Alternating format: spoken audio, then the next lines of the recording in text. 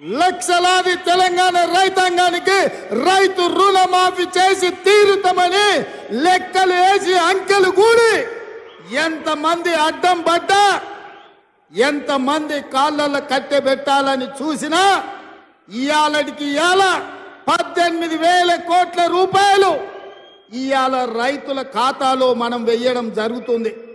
మిత్రులారా, జూలై 18న మొదలు పెడితే ఇవాళ 15 ఆగస్టు, సరిగ్గా 27 రోజుల్లో 18,000 కోట్ల రూపాయలు రైతుల ఖాతాలోకి బదిలీ చేసిన ప్రభుత్వం పార్టీ ఏదైనా ఉందంటే ఈ దేశంలో అది కాంగ్రెస్ పార్టీ, తెలంగాణ ప్రభుత్వం అని నేను చెప్పదలుచుకున్నా. నేను సూటిగా సవాలు విసురుతున్నా. తాటి చెట్టు లెక్క పెరిగితే సరిపోదు, దూలం లెక్క ఉన్నావు, దూడకున్న బుద్ధి కూడా లేదని ఆనాడు హరీష్ రావు సవాలు విసిరిండు. మీరు రైతు రుణమాఫీ చెయ్యండి, నేను సిద్దిపేట ఎమ్మెల్యేకు రాజీనామా చేస్తా, మళ్ళా ఎన్నికల్లో పోటీ చెయ్యనని.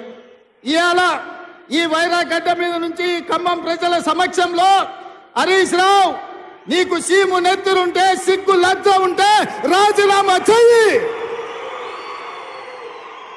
నువ్వు కూడా నీ మామలకనే సిగ్గు లేనోనివైతే ఏట్ల దుంకి సావు అని చెప్పి నేను ఈ సందర్భంగా చెప్పదలుచుకున్నా. ఆయననే నేనన్నా, హరీష్ రావు సిద్ధంగా ఉండు, సిద్దిపేటకు పట్టిన శని పీడ చీడ విరుగడవుతుంది.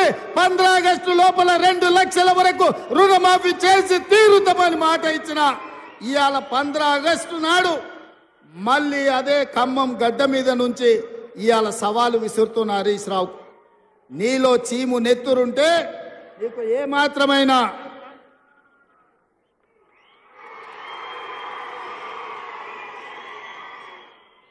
ఏమాత్రమైన సిగ్గు శరం ఉంటే రాజీనామా చెయ్యి. నువ్వు ఎట్లాగూ రాజీనామా చెయ్యవు, నీది సిగ్గులేని జాతి. అందుకే ఇవాళ నువ్వు రాజీనామా చేయకపోతే అమరవీరుల స్తూపం దగ్గరకు వచ్చే ముక్కు నేలకు రాజు కాంగ్రెస్ పార్టీ మీద సవాలు విసిరినందుకు తెలంగాణ రైతాంగం క్షమించండి.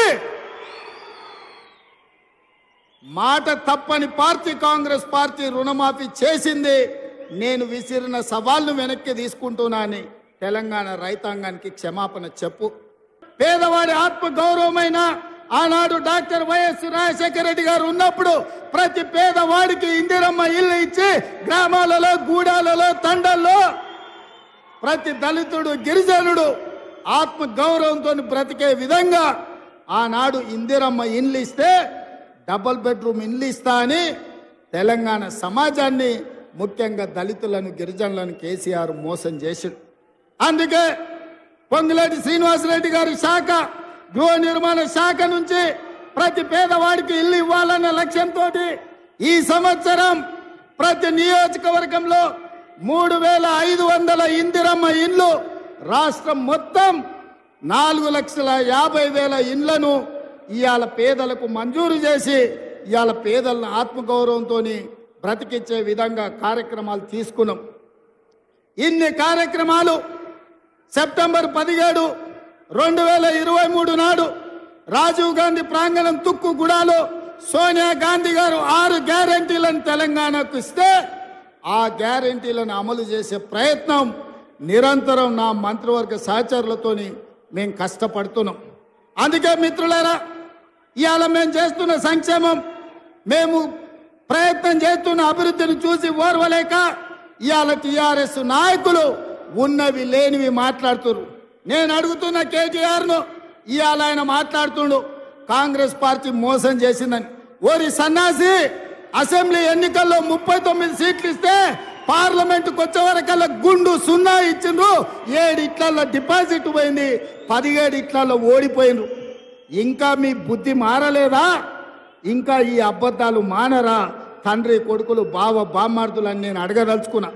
నిజంగానే మీ మాటలు నమ్మితే తెలంగాణ సమాజం మిమ్మల్ని మనుషులుగా చూస్తే మీకు ఒక్క సీట్ అయినా ఇచ్చటోళ్ళు కదా. మీ పార్టీ పుట్టినప్పటి నుంచి ఇవాళటి వరకు ఎప్పుడు లేనంత హీనంగా, దీనంగా దివాలా తీసి ఇవాళ బీఆర్ఎస్ పార్టీ బతుకు బస్టాండ్ అయింది.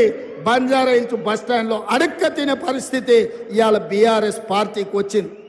అయినా సిగ్గు లేకుండా ప్రజల్ని నిందించుకుంటూ ప్రజలే తప్పు చేసిండ్రు అన్నట్టుగా ఇవాళ ప్రజలనే ఇవాళ దోషులుగా నిలబెట్టే ప్రయత్నం ఇవాళ బీఆర్ఎస్ నాయకులు చేస్తూ.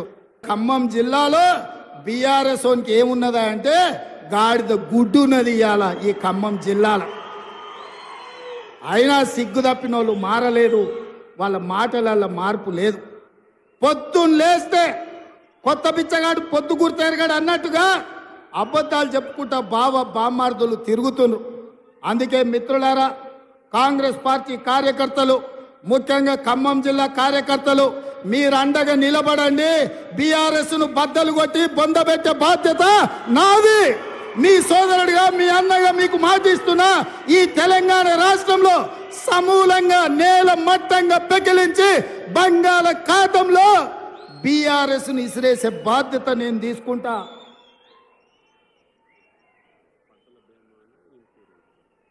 అదేవిధంగా పక్కన మా తుమ్మలన్న చెప్తుండే, ఆయన వ్యవసాయ శాఖ కదా, మనం పంటల బీమా చేస్తున్నాము, రైతు బీమా అమలు చేస్తున్నాము, ఎరువులను ఇప్పటికే రైతులకు అందుబాటులో పెట్టినాము, ఆ విషయాలు కూడా చెప్పమని చెప్పి తుమ్మలన్న గారు చెప్తున్నారు. మిత్రులారా, నేను ఒక్కటే మాట చెప్పదలుచుకున్నా, మీరు అండగా నిలబడితే బీఆర్ఎస్ను బద్దలు కొట్టేది కానీ బీజేపీని బొందబెట్టేది కానీ పెద్ద సమస్య కాదు. ఈ తెలంగాణ రాష్ట్రంలో బీజేపీకి జగా లేదు. మన ఎన్నికల్లో ప్రజలు 8 సీట్లు ఇచ్చిండ్రు, బడ్జెట్లో బీజేపీ వాళ్ళు గాడిద గుడ్డి ఇచ్చిండ్రు. మనకు తెలంగాణ ప్రజలు 8 సీట్లు ఇస్తే నరేంద్ర మోడీ గారికి బీజేపీ వాళ్ళు తెలంగాణకు గాడిద గుడ్డి ఇచ్చిండ్రు. అందుకే ఈ తెలంగాణ అభివృద్ధి జరగాలన్నా, ఈ తెలంగాణలో ఎడారులుగా మారిన భూములు పసిడి పంటలతో పచ్చగా విలసిల్లాలి అంటే ఇందిరమ్మ రాజ్యం రావాలి. పాలమూరు రంగారెడ్డి ఎత్తిపోతల ప్రాజెక్టు పూర్తి కావాలి, నల్లగొండలో ఎస్ఎల్బిసి టన్నెల్ పూర్తి కావాలి, ఖమ్మం జిల్లాలో సీతారామ సాగర్ ప్రాజెక్టును పూర్తి చెయ్యాలి. ఇవి పూర్తి చేసినాడే ఇవాళ తెలంగాణ సస్యశ్యామలం అవుతుంది. ఈ తెలంగాణ రైతుల కళ్ళల్లో ఆనందం చూస్తాం. అందుకే మిత్రులారా, మీడియా మిత్రులకు కూడా నేను ఒక మాట చెప్పదలుచుకున్నా. హరీష్ రావు గారి సవాల్తో పాటు మా బట్టి విక్రమార్క గారు ఇవాళ ఒక సవాలు విసిరినరు. 100% మా బట్టి గారి సవాల్తో నేను ఏకీభవిస్తున్నా. వ్యవసాయ రంగమైనా, సాగునీటి ప్రాజెక్టులైనా, లేకపోతే సంక్షేమ పథకాలైనా మా పార్టీ తరఫున బట్టి గారు, ఉత్తమ్ గారు వస్తారు. హరీష్, కేసీఆర్ ఎవడెవడు వస్తాడో, లేకపోతే బామార్తులు బిల్లా రంగాలు వస్తారో, ఏ సెంటర్ అయినా, ఏ చౌరస్తైనా, అమరవీరుల స్తూపమైనా మే సిద్ధం. మీకు సీము నెత్తురుంటే చర్చకు రండి. 10 ఏళ్ల మీ పాలన, 8 నెలల మా ఇందిరమ్మ పాలన మీద సత్త పెడదాం, సవాలు చేద్దాం. తెలంగాణ సమాజాన్ని న్యాయం చెప్పమని అడుగుదాం. ఒడ్డు పడుకున్నాం కదా అని, టీవీలు పేపర్లు ఉన్నాయి కదా అని నోటికొచ్చిన అబద్ధం చెప్పి ఈ అబద్ధాలన్నీ పేపర్లలో రాసి ప్రజల్ని మభ్యపెట్టాలనుకుంటున్నారా? ఇవాళ నిజంగానే హరీష్ రావు, నువ్వు చెప్పింది నిజమైతే, కాంగ్రెస్ పార్టీ పేదలకు అన్యాయం చేస్తే నువ్వే సవాలు విసిరినావు కదా, సిద్దిపేట రాజీనామా చేస్తా అని రాజీనామా చెయ్యి. సిద్దిపేటలో నువ్వు ఎట్లా గెలుస్తావో నేను చూస్తా బిడ్డ. నువ్వు అనుకుంటున్నావేమో సాగుతుందని, దేనికైనా సాగుతుంది. వయసులో ఉంటే పంది కూడా అందంగానే కనిపిస్తుంది. అధికారం ఉంటే నీలాకటోళ్ళకు నీళ్ళు కూడా అట్లనే ఉంటుంది. ఇవాళ అధికారం పోయింది కదా, ఇప్పుడు తెలుస్తుంది నీకు నొప్పేందో, పేద ప్రజల కష్టాలేందో. అందుకే ఇవాళ తండ్రి ముఖం సాటేసిండు, ఫామ్ హౌస్లో వండుకున్నాడు. ఇవాళ ఆయన ఫామ్ హౌస్లో నుంచి బయటికి వస్తలేడు. బయటికి వచ్చినోడు వీడు అబద్ధాలు చెప్పుడు ఆపుతలేడు. అందుకే మిత్రులారా, అప్రమత్తంగా ఉండండి. అయ్యో పాపం అని సానుభూతి చూస్తారా అంటే నాగుపాముకు నాగుకు పాలు పోసినట్టే అవుతుంది. బీఆర్ఎస్ మళ్ళీ దగ్గరికి రానిస్తే